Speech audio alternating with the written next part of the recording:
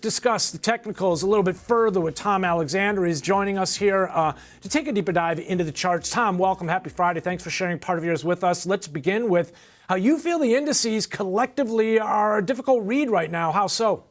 Oh, they're very, to me, you've got the Dow down 5%, the NDX barely down at all. It's down about 2%. I really liked what you were talking about with the NDX in particular, because the NDX made basically its most recent momentum peak on May 15th. And then as of the close last night, I don't know, we're down maybe a few handles off of May 15th. So we've gone net nowhere. Now, we did have this very two-sided grind higher. And I know you know what I'm talking about here. You know, I look at the market through the lens of auction market principles, and that's basically a measure of price activity through momentum. Strong momentum is up, you know, and then you have a consolidation, which I refer to as balance.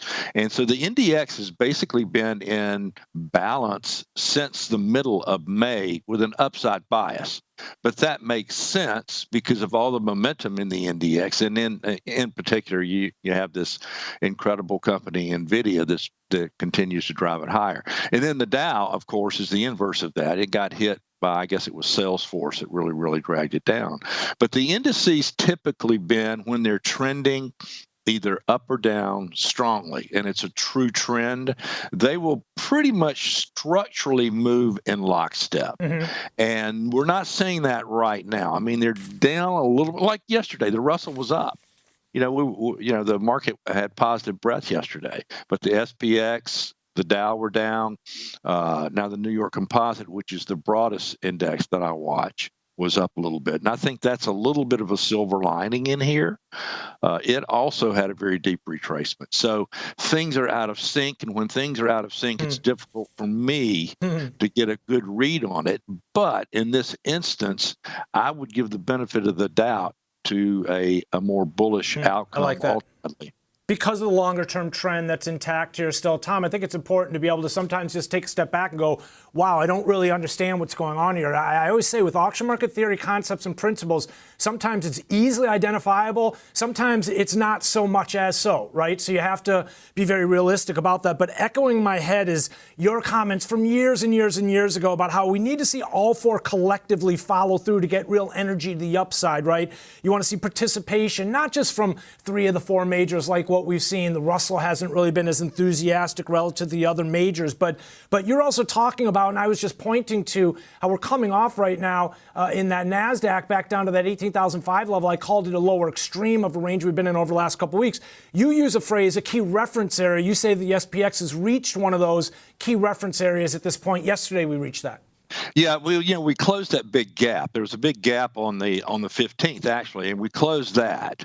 And now the next level, and this is sort of a minor level, is around 52.25, 52.10 basis the SPX, the cash S&P.